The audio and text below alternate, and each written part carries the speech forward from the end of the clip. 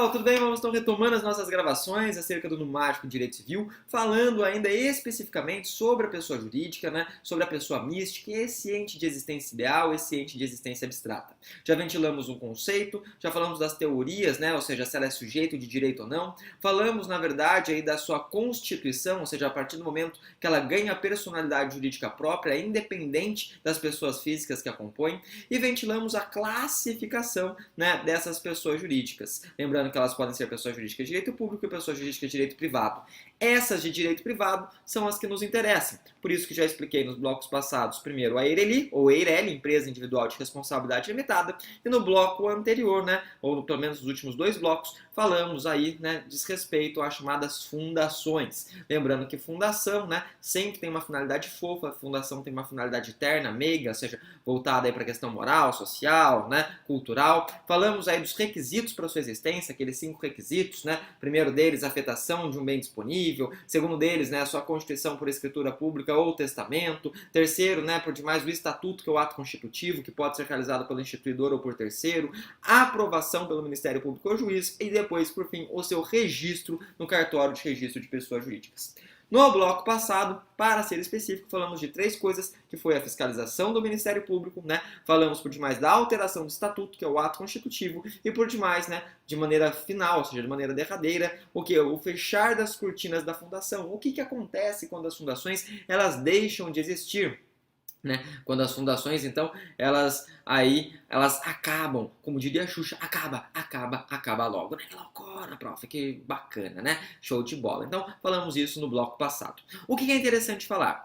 Dentro desse bloco, né, temos aí a intenção de esmiuçar as sociedades. Lembrando-se sempre que sociedades, né, elas estavam presentes desde o início aí do Código de 2002, né? Tínhamos 3 pessoas jurídicas de direito privado: sociedades, fundações e associações. Sociedades, então, vamos então, a partir de agora, nos debruçar nas sociedades. Primeiro detalhe, gente, as sociedades, elas nada mais são do que corporações, né? Só que são corporações que têm aí, né, um ato constitutivo, né, próprio. Qual que é o seu ato constitutivo próprio? O contrato social. Então, essas sociedades, elas vão ter um contrato social, por quê? Porque, em regra, elas estão atreladas a uma finalidade econômica. Sério, prof? Exatamente. Então, em regra, a sociedade, né, ela é um contrato social, né, é um contrato social que vai ser registrado aonde? Né? Vai ser registrado na junta comercial, porque busca uma finalidade econômica.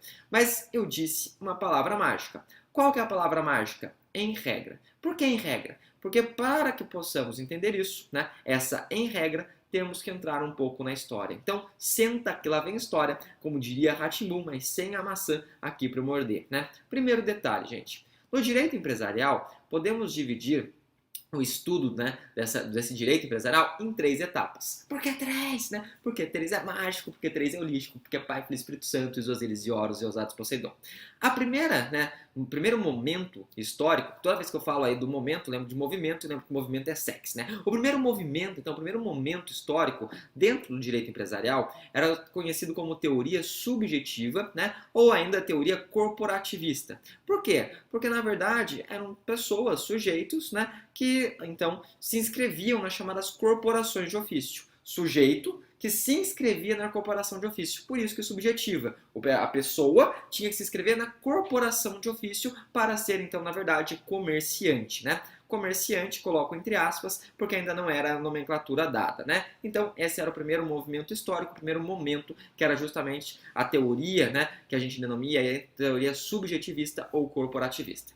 Acontece que a partir do século XVIII e até o século XX surge uma teoria francesa, né, chamada aí teoria objetivista ou teoria dos atos de comércio. Objetivista ou dos atos de comércio, objetivista ou dos atos de comércio, né? Uma teoria ganhou muita força com o Code de Commerce, né? Que foi o primeiro código aí esculpido, talhado pós Revolução Francesa, durante o período, né, de Napoleão Bonaparte, salvo engano, no ano de 1806, né? O que acontece? Nesse segundo momento, gente, não importava o sujeito se inscrever nas corporações de ofício. O que acontecia, né? Era importante dizer que só seria comerciante, e daí a expressão comerciante, né? Só seria comerciante aquele indivíduo que realizasse os denominados atos de comércio. O nosso código, né, comercial de 1850, ele adotava essa teoria, né?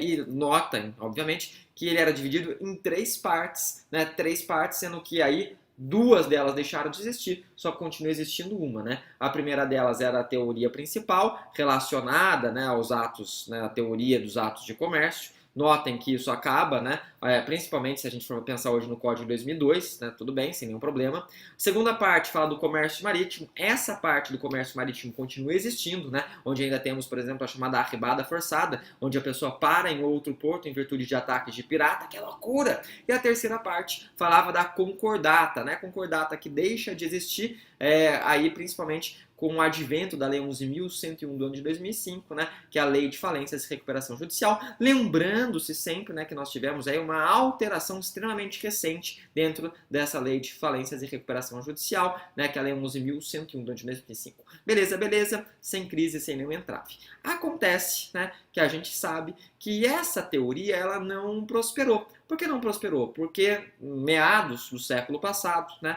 lá para 1940 e pouco, surge o quê? Surge uma teoria italiana. Essa teoria italiana, ela começa a chamar o que é teoria da empresa, né? E essa teoria da empresa, ela vai diferenciar, né? Ou seja, aquelas sociedades que são chamadas de sociedades empresárias das chamadas sociedades simples. Então temos distinções de sociedades empresárias e sociedades simples. Notem só um detalhe, né?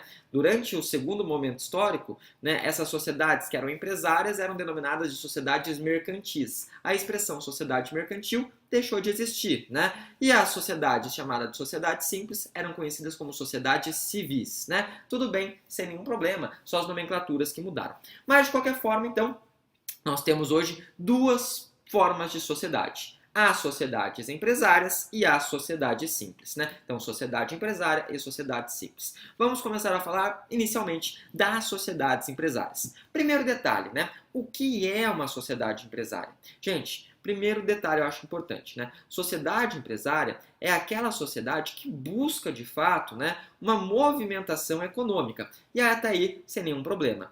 É uma sociedade impessoal, né? Então é sociedade impessoal. Sociedade empresária, por demais, é aquela sociedade que pode, né, falir. Ou seja, a lei de falência ela vai começar logo no seu início falando assim, ó, são sujeitos da falência. E ela traz aí 3 pessoas que podem falir, porque é mágico, porque é holístico, né? Quem que pode falir? Ela vai falar empresário individual, sociedade empresária e Ireli, né? Essas são as 3 pessoas que podem falir. Eu acho que é o artigo 2º ou 3º da lei de falências, lei 11.101 do ano de 2005. Então tudo bem, elas podem falir, estão sujeitas à lei falimentar, né? E elas observam um dos elementos essenciais a todo empresário. Quem que é empresário, gente? Empresário é aquele que profissionalmente, né, ou seja, habitualidade, exerce atividade econômica, então busca dinheiro, por isso que ela é sociedade empresária, porque ela busca o dinheiro. Mano, e o que é good nós não reve, como diria Mamonas Assassina, se nós revasse, nós não tava aqui playando, o nosso work é playar, né? Show de bola. O que mais? Então, ela exerce uma atividade econômica organizada.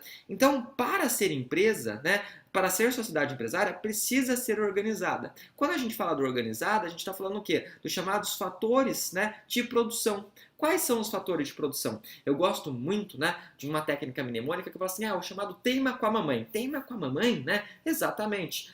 Teima com a mamãe porque precisa de tecnologia, né? Precisa do que mais? Precisa aí de mão de obra, né? Capital e matéria-prima. Então, teima, ou seja, tecnologia, mão de obra, né? Capital, precisa ser K, né? E, por fim, matéria-prima. Precisa desses elementos que são os fatores de produção, né? Show de bola. Então, são esses 4 elementos aí que a gente pode falar que existem numa sociedade empresária. Quais são esses elementos? Só lembrando, né?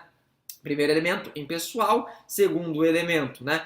Sujeito à lei falimentar. Terceiro elemento, que a gente pode trazer para vocês, né? Justamente os fatores de produção. Quarto elemento, busca uma finalidade econômica. Só que é interessante, é importante dizer o quê? Né? Que essa sociedade empresária necessariamente, né, deve ser registrada na junta comercial. Então, se a sociedade é empresária, seu registro se dará na junta comercial. Lembre-se sempre que a junta comercial, ela integra aí o SINREM, né, Sistema Nacional de Registro Mercantil, teve a sua terminologia mudada, mas enfim, é a mesma ideia, né, que compõe aí o DNRC, né, Departamento Nacional de Registro e Comércio, e junta comercial. Junta comercial, natureza estadual, né, natureza aí executiva, né? Show de bola, sem nenhum problema, sem nenhum entrave. Prof, você tem algum exemplo, né? Fiquei curioso, você tem algum exemplo aqui de sociedade empresária? Tenho.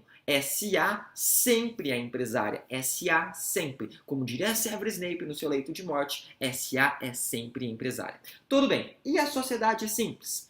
A sociedade simples, gente, ela em contrapartida é uma sociedade pessoal, né? É uma sociedade onde as pessoas, elas sabem quem que é o sujeito, né? Que está prestando determinada atividade. E vou além. Muitas vezes, elas têm aquela natureza, né?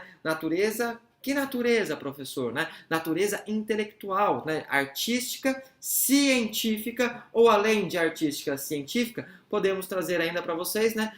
Literária. Então, natureza artística, científica e literária são três naturezas aí intelectivas, né? Lembre-se sempre que essas atividades, elas podem sim, no caso, se impessoalizar. Elas podem se tornar empresárias, né? Mas desde que, em determinado momento, a gente sabe que essa atividade que inicialmente era pessoal, ela torna-se o quê? Um elemento de empresa. O que é esse elemento de empresa? É que a atividade pessoal, ela em momento futuro, né, se impessoaliza. Ou seja, eu tô aqui, de repente, né, enfim, no escritório de advocacia, as pessoas vêm até aqui por quê? Porque elas me conhecem, elas vêm através, né, de mim, ou seja, elas vêm por mim. Acontece que o escritório cresce, já tem aí vários funcionários, eu me pessoalizei, já nem faço mais presente no escritório de advocacia. Então, nessa situação, o elemento de empresa, ela pode se tornar uma sociedade empresária. O que é importante dizer, né? Você tem exemplo? E outro detalhe, essa sociedade simples, que não é empresária, o seu registro, né, ela se dá no cartório de registro de pessoas jurídicas. Então, o ato constitutivo aqui, né, será materializado no cartório de registro de pessoas jurídicas. Tudo bem, tudo tranquilo, né? Tem exemplo? Tem um exemplo. O exemplo é a cooperativa, né? Cooperativa sempre é simples. Só que aqui eu tenho que puxar uma observação. A observação. E muitas vezes cai em prova, cai mais do que o Neymar, despenca, cai muito nas provas, nos certames, né? Qual que é? Eu falei para vocês que cooperativa, ela sempre é sociedade simples. Tudo bem, tudo tranquilo, né? E eu disse que sociedade simples, o seu registro se dá no cartório de registro de pessoas jurídicas. Ai, tudo bem, entendi.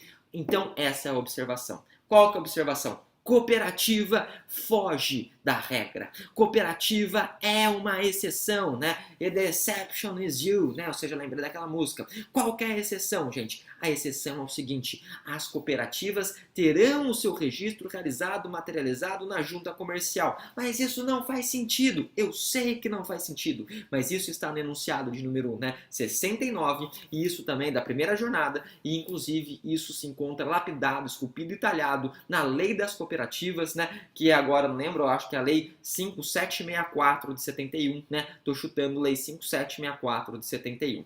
Só para terminar aqui, né? Pelo menos esse bloco somente relacionado às sociedades, eu quero puxar uma pergunta. Qual que é a pergunta? A pergunta final, a pergunta derradeira é a seguinte, né? Marido e mulher podem constituir uma sociedade, né? Marido e mulher podem constituir sociedade, sem nenhum problema, sem nenhum entrave, né? Isso, inclusive, está no artigo 977 do Código Civil. Mas temos um tempero. Qual que é o tempero, né? Eles podem constituir desde que não estejam casados, né? Na comunhão universal de bens e não estejam casados no regime da separação total de bens, né? Então, ou seja, não pode ser tudo de todo mundo e não pode ser também o chamado ado, cada um no seu quadrado, o RIT do ano de 2008. E outro detalhe, né? Qual que é o detalhe? Essa restrição, né, só se aplica para, enfim, né, sociedades constituídas após o ano de 2002, que é quando surge esse artigo 977 do Código Civil. Dito isso, então, terminamos o estudo atinente relativo aí às sociedades. No próximo bloco falaremos das associações. Até lá, deixo para todos, como sempre, um forte abraço e excelentes estudos. Até mais, gente. Tchau, tchau.